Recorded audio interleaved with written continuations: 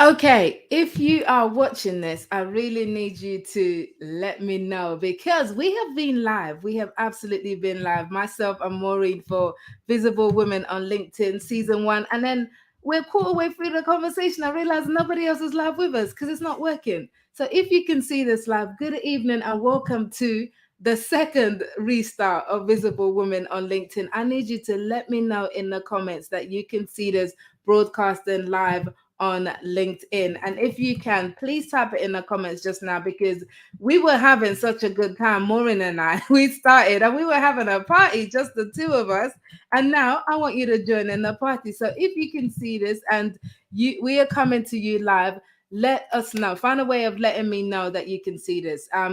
And if you are joining in, this is Visible Women on LinkedIn, season 5 of Visible Women on LinkedIn. It was supposed to start with a bang, but I did not mean a technical bang. I did not mean a technical bang where nobody can see or hear me or Maureen going live on LinkedIn. So I want you to let me know if this is working because if it's not, then we're going to have to start again and we are going to have to restart this thing. So let me know. Somebody type in the comments. Now, if you're watching and you're wondering what is Visible Women on Live, maybe you stumbled onto my page by accident, then this is a show where I interview, where I have conversations with amazing women on LinkedIn who are building their business, their brands on LinkedIn through being visible. So that's what we're going to talk about. We're talking to an amazing guest today, Maureen, and we are going to talk about how she has been able to do this for herself.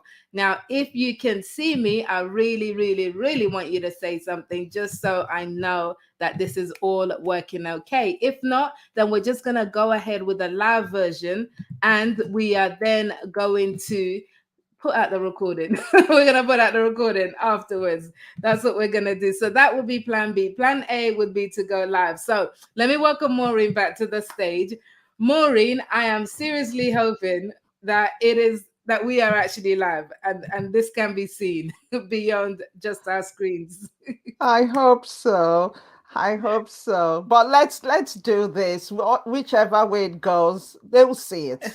Exactly. So Let's do it. We're gonna go. Now, this is kind of like part two because we started part one like 10 minutes ago. So just a quick recap of what we already talked about is how you got onto your career journey. So you are a neuro-leadership consultant, trainer, and coach, and your job is to help organizations to understand how the brain works, so that they can help their employees, perform better and all of that great stuff. So you were telling us just before we realized our technical issues, you were telling us how that was never in the beginning. You kind of started the pathway as a biochemist and then you but moved on to yeah, IT, you that's know? right. Yeah. So I Yes. And started then off in biomedical sciences, biomedical then moved, science. yeah, Okay. biomedical sciences, then went into worked in the lab. Then from there, I went into research.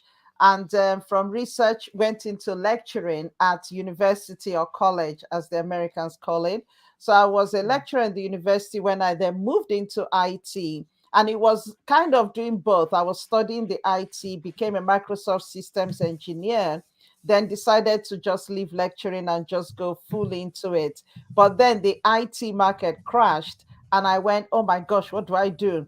And that was when I then decided, you know what? There's no salon in the region in the UK where I live that caters for Afro hair. So why not open a hair and beauty salon? So that was what I did.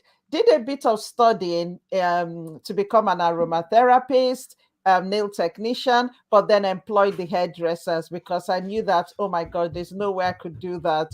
And for me, it was more a business, it was a niche.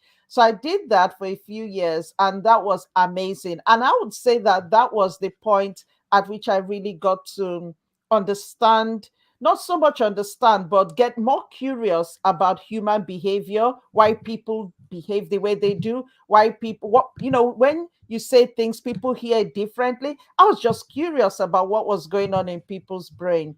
But then 4 years after, I had to make a decision to sell the business because I had to either become a hairdresser myself or just sell it off, which is what I did. But I did it at a huge loss.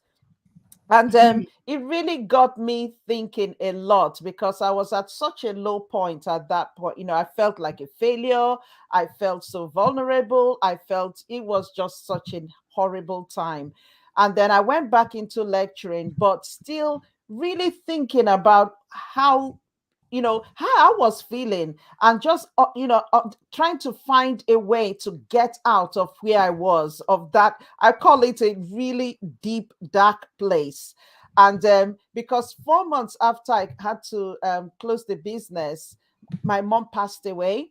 So it Mm. was almost like, oh my gosh, so much happening at the same time. But that was when I got into the brain. That was when I really started studying neuroscience, really studying the brain, really trying to understand myself. And I think it was really me first. And that was how it all started. Oh wow, that is deep, and I do want to hear more about that. But just taking you back to having your salon, you said that Mm. that's what while you were doing that, that's what made you curious about human behavior. What was Yeah. it about owning a salon that got you curious about human behavior? Okay, see, up till that time, I had worked in a team, and I'd literally been managed quite a bit. So I wasn't really managing people. I had done freelance work as a consultant, but then that was just me. But in the salon, I was now managing people, and it was really trying to understand why people behave the way they did. Literally, I would have staff who would turn up for work so late and couldn't understand why that wasn't okay. I have staff who, will have a meeting and will, give instructions, discuss things, but they'll go and do something else. But when you speak to them, that they were convinced that that's what they were told to do. It was just really bizarre, just really interesting things. But also myself, I remember when I had to talk to a staff member, and she was my key staff member actually, who was really not turning up on time, who literally was just not being great, and it was really affecting the business. So I needed to have a difficult conversation with her about what she was doing, how her behavior was impacting on the business. Even when she was there, the way she spoke to customers or spoke to her clients was just not nice. I couldn't do it. I couldn't do it. And, each time I tried to, I couldn't do it. And it was that's when I realized that I actually was avoiding confrontation. I did not like confrontation. I couldn't have difficult conversations. So I literally could not manage her effectively. And so I discovered that about myself. And honestly, it took me about a month to gather courage to really talk to her, and Hmm. that was it really eye-opening for me to discover that about myself as well. So these were all the things that really got me really interested in the brain when, by the time I closed it. So I wanted to understand myself, but also wanted to understand people because, now I was working back in a college, and I wasn't managing, but I was supporting the manager. But I had learned quite a lot from doing this myself, and I was able to support him. But I was so curious about sometimes even the way teachers spoke to students, the way some students just had no expectations of themselves or even very low, and just a lot of things that got me curious about what makes people who they are. Oh wow. So were you curious as a child? Were you one of those pestering your parents with questions all the time? You know what? Yes. Reflection, yes, because I really wanted to know a lot. I wanted to know even why these clouds in the sky were moving. I was so curious and quite deep. I kind of go deep into things. When things happen, I don't take them at face value. I want to dig deep into. But you see, I wasn't the child that would take gadgets and rip them apart and put them back. No, it was more curious about things, about the way things were, the way people are. And I'll tell you one thing that I always found read and still up to today, I find interesting about myself is when I meet people for the first time, I start observing their mannerisms, things they do, things they say. I'm looking at their face, looking at Mhm. what they're saying. Does it actually go with what they're doing? Just really curious about things people do. I've just found it fascinating. Well, initially, all along, I was thinking it was fascinating, but it was later that I really got to realize, no, it was really deep curiosity about what makes people do what they do. And yeah, so, and yeah, it's interesting that that's what I'm really doing now. Mm. And I just love it so much. Yeah, we're gonna talk about. I want to talk a bit more about what your role is and exactly what that looks like on a day-to-day level. But in this whole process of learning what drives behavior and what drives people and how people think, what did you learn about yourself in the process? Like I said, I learned that I did not like confrontation. I learned that um, I found it so difficult. I think the question I was asking is, why didn't I like confrontation? And it wasn't so much that I did not want people to not like me. It was more, and it wasn't even so much that I didn't want to upset people. I think it was just sometimes when you confront people, they get aggressive. And I realized that that was what I did not like. I really did not like people being aggressive. Mm. And for me, that was what really held me back, because I knew that, especially in this case, that if I spoke to this lady, she was going to be aggressive. And that was what held me back. So in different situations, I noticed the same. I started noticing the pattern, because even when I got, and I noticed, I started reflecting back. There was once I was working with someone, this was a man, years ago, very early in my career. And he was so aggressive. And it was, there was a lot entangled in that. There was the racism. There was, the fact that I was a woman and a Black woman. There was a lot really entangled in that. But he was so aggressive. And I really found out that I just knew that I couldn't work there. And that was one time that I really left a job soon after I got into it, because I knew I couldn't do it. I had tried everything, spoken to different people, but that was the one thing I just couldn't take. So, reflection, that was the one big thing that I realized. It was aggression I did not like. Discussion I was fine with, and difficult discussions I found I was okay. But it was when there was aggression that I didn't like. Okay, is that still the case today? Is that still something that I know nobody likes aggression, really, but is that still something that's kind of a big fat red flag for you that you walk away Yeah. from?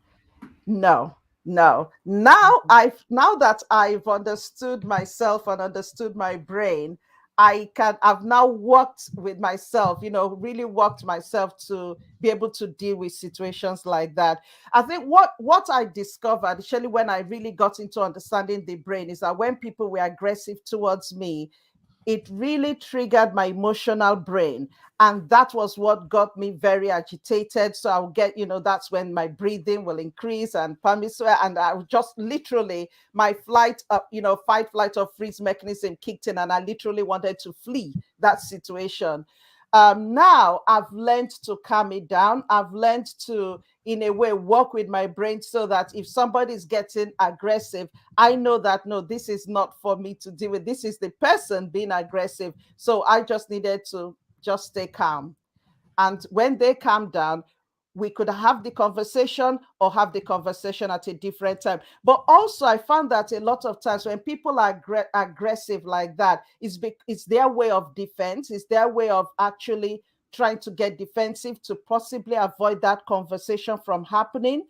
Hmm. So I learned to also deal with that, because that could be a situation. Oh, I'll get aggressive and then she'll back off. So Mm. I also learned to deal with that, so that now, depending on the situation, now I'm fine. I can have any conversation. If you like, jump up and down. If it's a conversation we need to have, we will have it. So, Hmm. Okay, and the awesome. good thing is that I actually help people deal with it, because when you hear a lot of people say, oh, they don't like difficult conversations, or they don't like confrontation. It's really worth finding out what about it you don't like. And that was the key for me. And because once you find out what it is you don't like, it's either it's a trigger for you or something, then you can deal with that situation. And for me, it was a trigger that it just did not like at all. Hmm.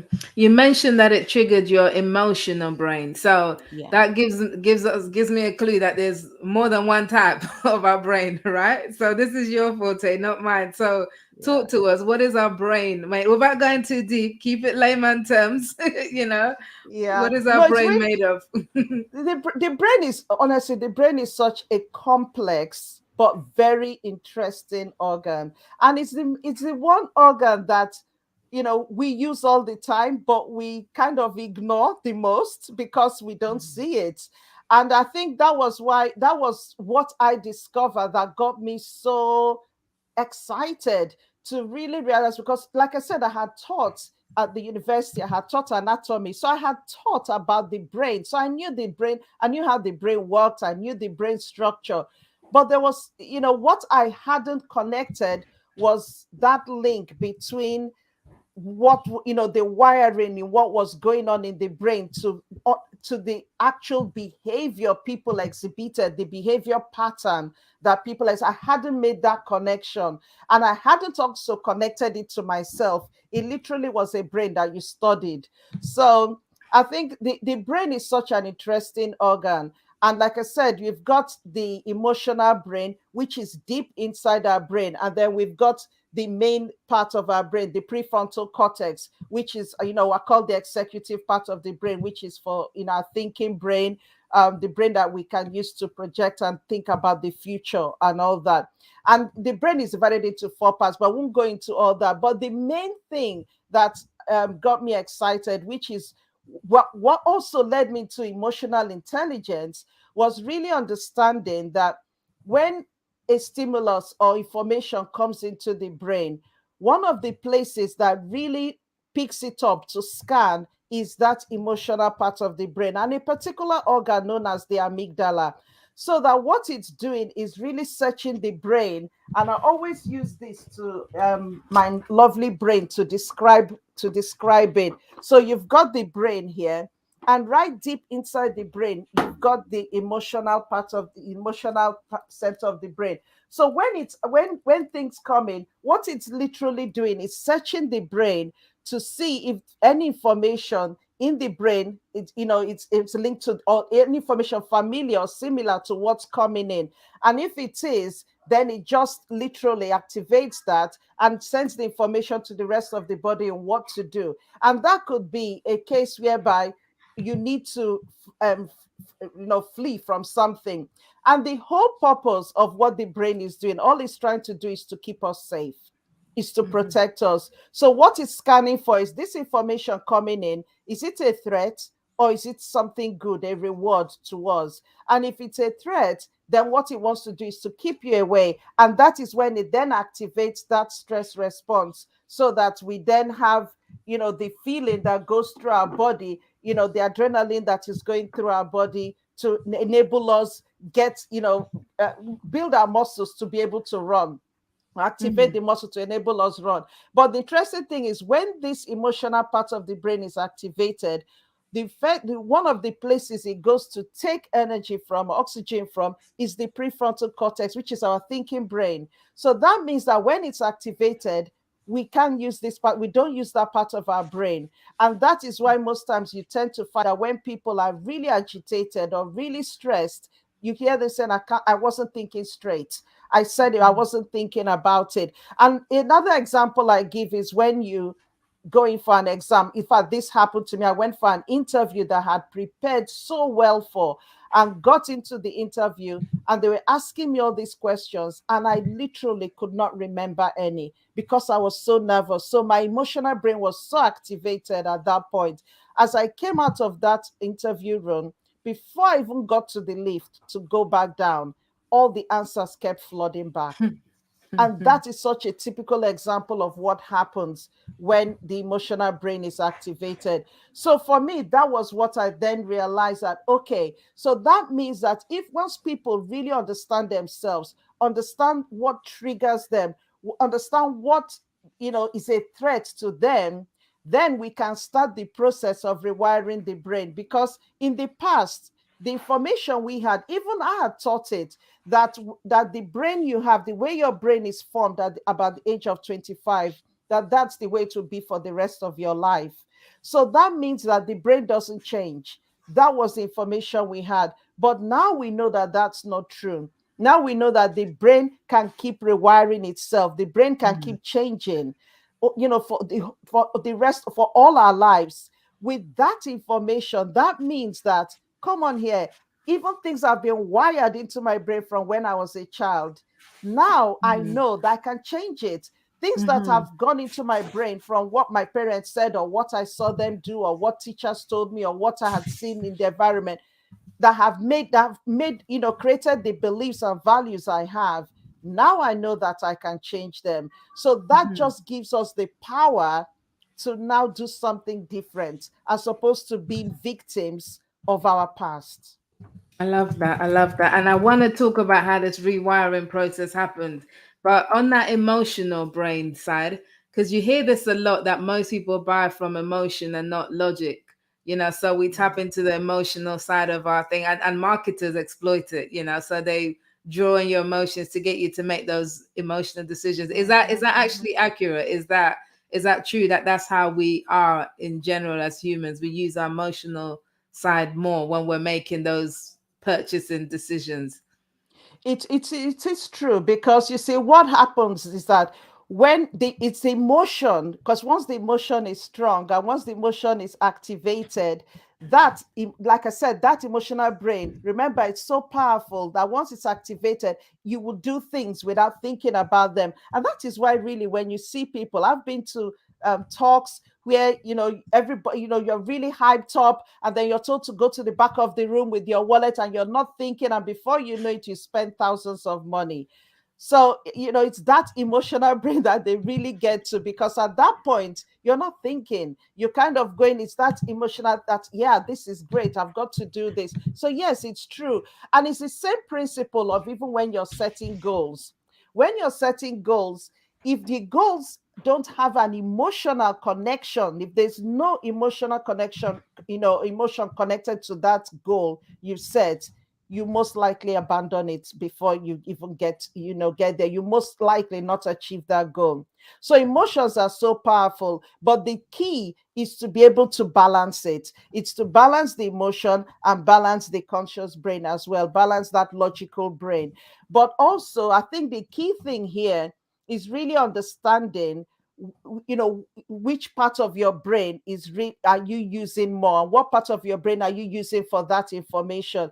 Because one of the things I really explain in the talks I do is that the subconscious brain, which is the part of the brain, it's almost about 90-95% of our brain, is most of what we do is driven by our subconscious brain, about 90 to 95%.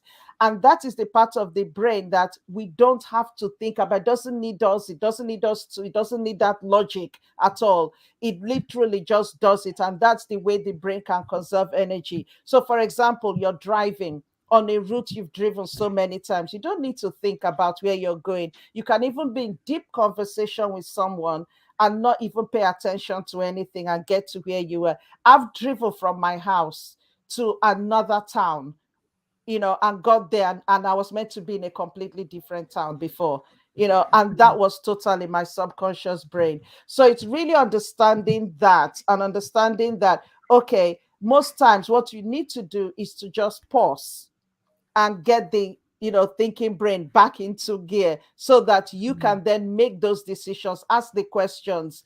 Because yes, if not, you'll be operating from a very subconscious level, which is where that emotion is. And you do the things that either you probably would regret later, or you'll be happy about. But it's just being, I think the key is being intentional. It's being in control. as opposed to your brain controlling you. And I'll say this last thing and then stop, because I know I'm kind of going on. I think the key thing is just realizing that most of what is in the subconscious brain has been put there without even us knowing. It's been put in there passively, either from things we've heard, things we watch, things we see, even as we're growing up. And I always say the brain of a child is literally like a sponge taking in things. So all these things are then in our subconscious brain, and that's where our decisions then are being made based on those beliefs and things that we've adopted. And there's a saying that goes, you see the world not as it is, but as you are. So you see the world from how you're wired, from what is, how you're currently wired. And you see, so we could both be looking at the same thing, experiencing the same thing, or experiencing the same thing externally, but experiencing it differently internally, but ourselves. So it's so interesting. So the key is to really take the control. Yeah, it is interesting. And I want to talk about, and we're going to talk about how all this plays in with LinkedIn and visibility in a minute, because in the previous conversation we've had, I know that there's quite an interesting link with all of this. But if we're looking, and by the way, if you're tuning in and you're wondering why I'm not doing my usual shout outs, because Junior Tech is having tech issues tonight. So I can't see anybody's comments. I can't see anything. It's just me and Maureen in the studio having an awesome conversation. So, but please leave your comments anyway. And please, if you're watching a replay, just get involved, ask any questions, all of that kind of stuff. We will dive back in to it later. And hopefully everything will be sorted for the rest of the week, for the rest of our Visible Women season 5.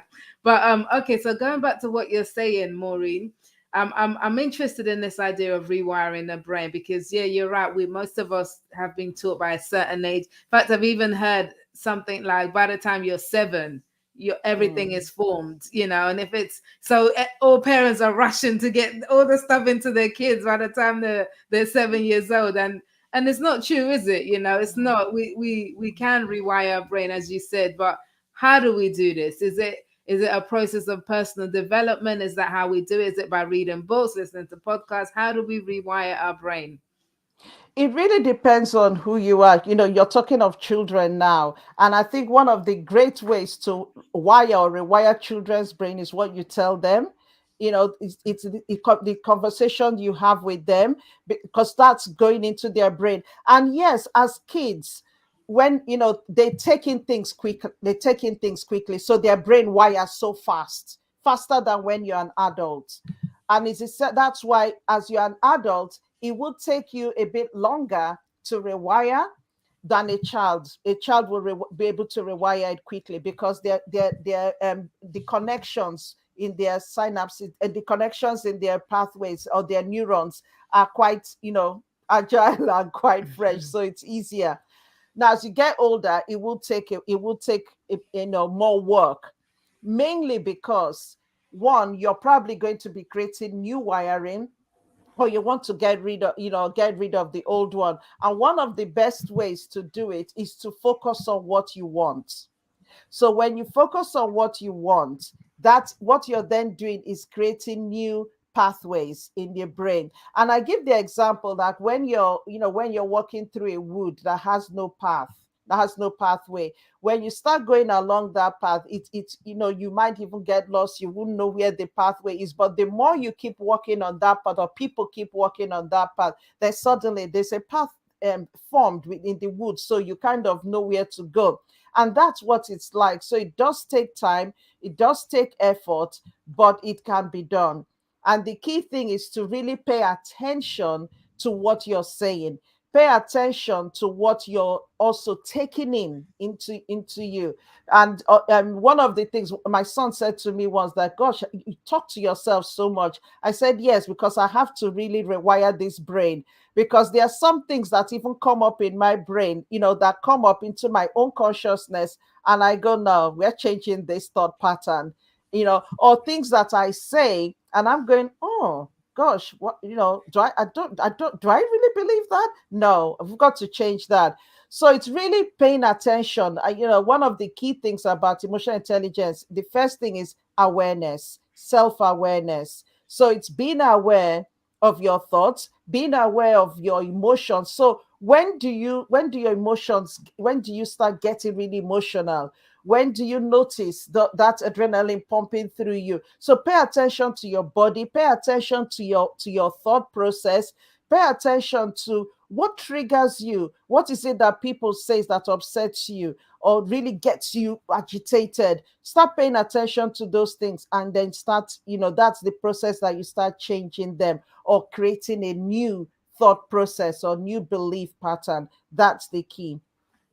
I love that. Yes. And so let me bring it to LinkedIn too, because this is visible women on LinkedIn, and this is what we're talking about in this show. Now, all of that brings about, and as I mentioned at the beginning of the original intro before StreamYard cut us off, it's in the conversation that we had. I remember we had the conversation about being visible on LinkedIn, and we got to talk about how wiring the brain, plays a role in that. So first of all, like, let's talk about visibility. How do you define visibility, and how do you use LinkedIn as a platform? I think for me, with visibility, it's all about the right people noticing or seeing what I do. For example, I'm the face of my business. So for me, the visibility is one, seeing me, connecting with me or being interested in what I do, but also connecting with the work I do, creating that. And that's what visibility is for me.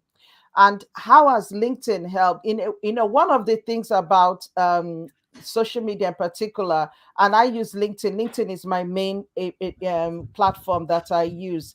It's really being able to put out information um, that really shows who I am, what I believe, what I stand for, so that when people see that information or something relating to it, I'll be the one that pops into their head. Oh yeah, I know someone that on LinkedIn that does this. Oh, I've seen someone on LinkedIn.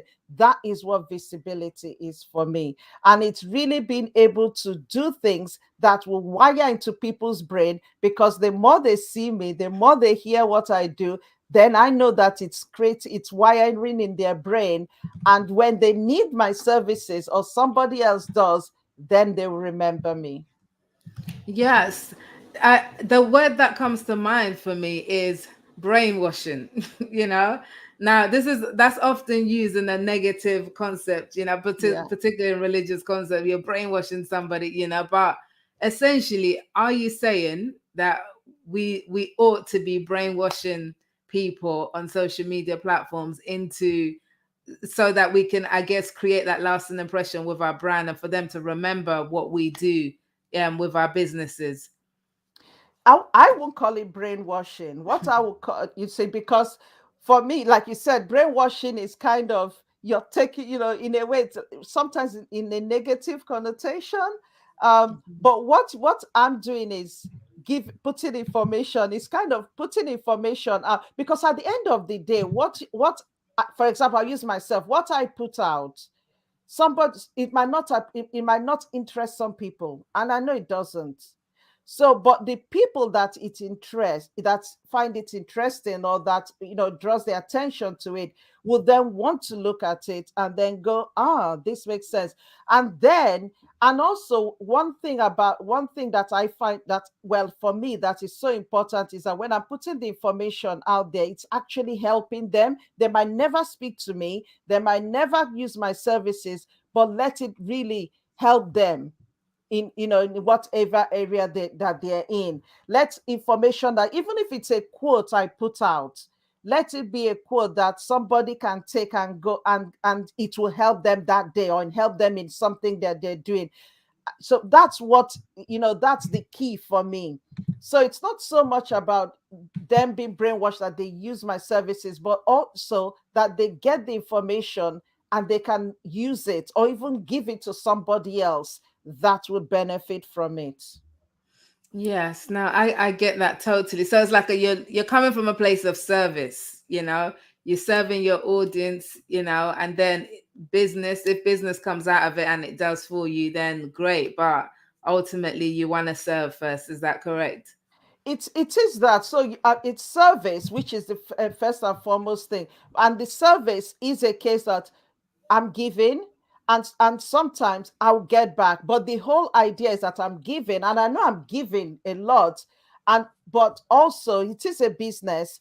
I'm also looking to get back from it Mhm. as well.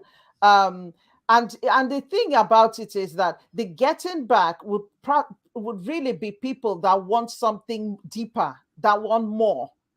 But at least the important thing is that that visibility is there. And also the other way I look at it, and important for me, is that even if you don't look at what I do, but it's there, it's wired in your brain because you see this post coming up.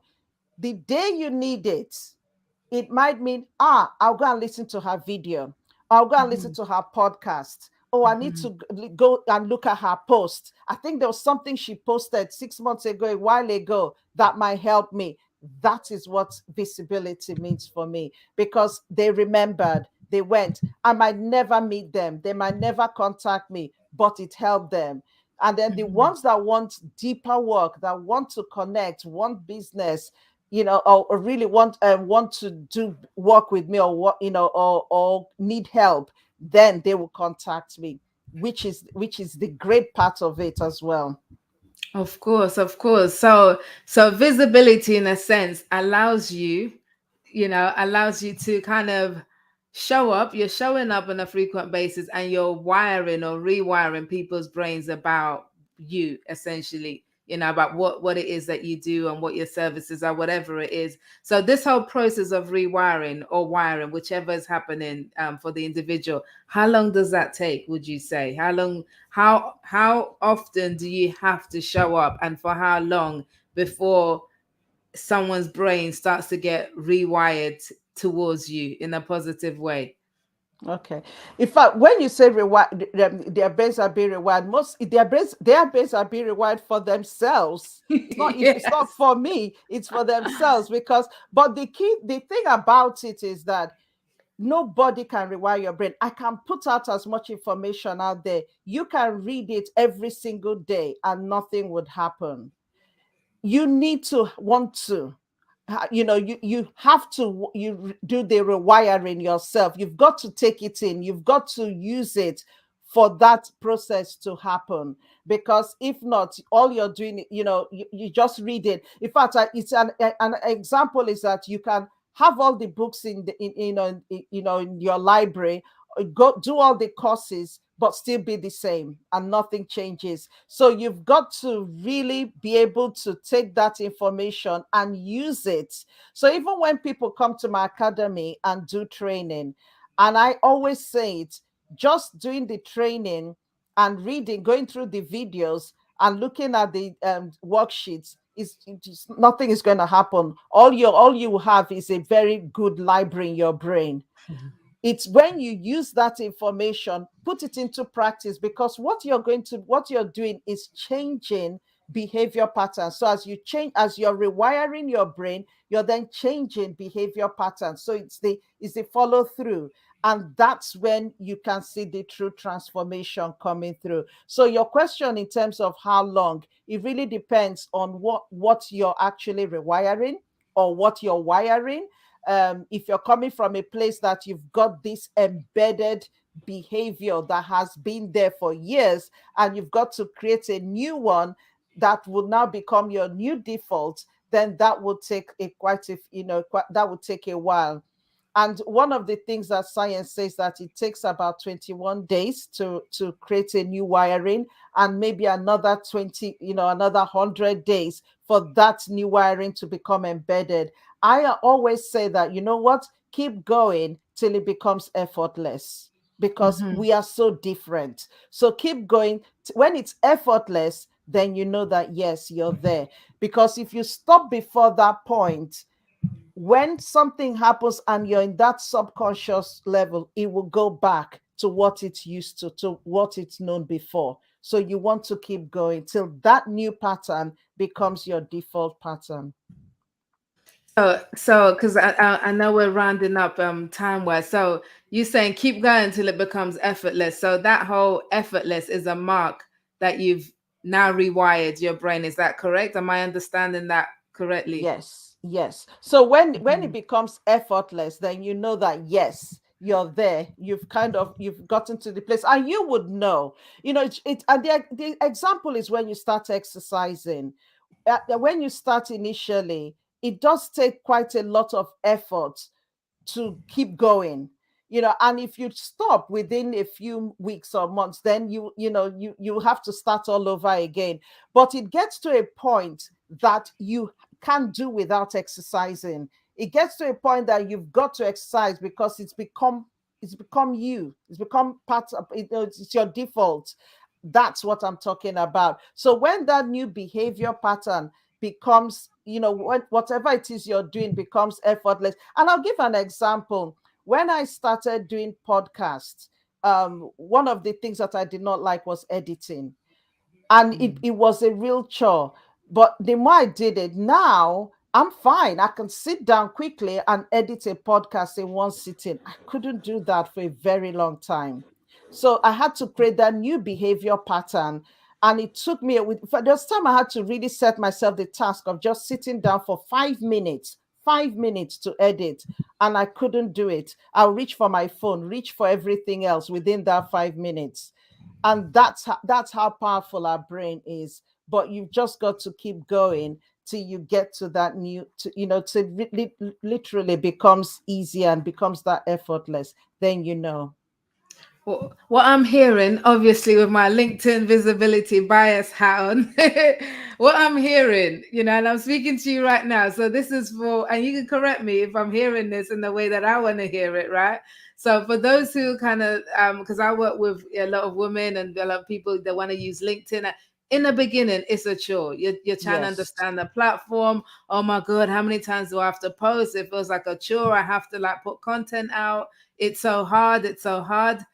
And a lot of people actually give up before they get to the stage where it's like LinkedIn, as I like to say, becomes your habit. It becomes part of your Mm, habit, becomes part of your mm, routine. Putting out content becomes part of what you do on a regular and a natural basis. And then what starts to happen after a while, you start to build an audience. People start to see you, you're being visible, and you're now giving people the opportunity for their brains to be wired onto what you're doing, because all we can exactly. do is present the opportunity.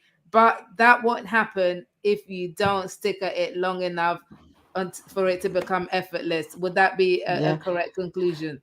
That is spot on. And that's what I had to do. And that's the best. That's the way. Because you see, the more you put out content, then you become familiar to people. They know you, they know your content, they know what you're putting out, and they're expecting it as well.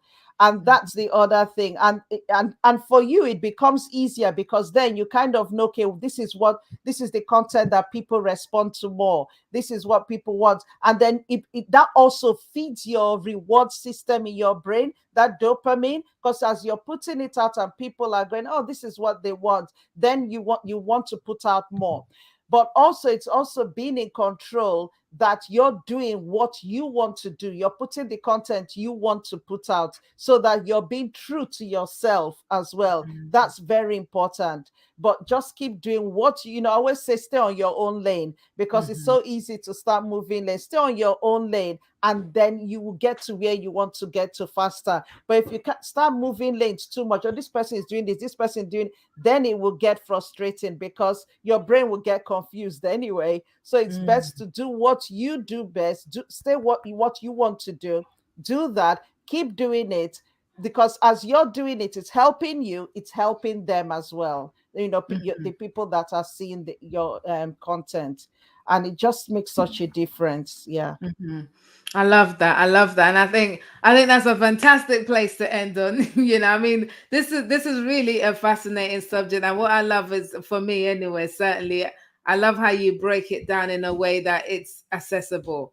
We can understand it, we can understand the brain and how it applies to real life. So that is really, really awesome. So thank you so much for sharing that. And thank you for the link with LinkedIn and visibility. So, what are you doing right now that we can plug into? I mean, if we're listening to this and we want to know more, and some people are probably fascinated and like, how can we plug into what you're doing next around this area?